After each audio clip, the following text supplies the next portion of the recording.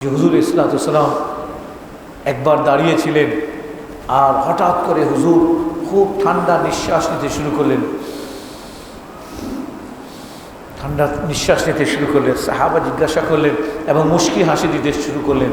সাহাবা জিজ্ঞাসা করলেন, হুজুর আপনি আজকে খুব ঠান্ডা নিঃশ্বাস নিচ্ছেন আর মুশকি হাসি দিচ্ছেন।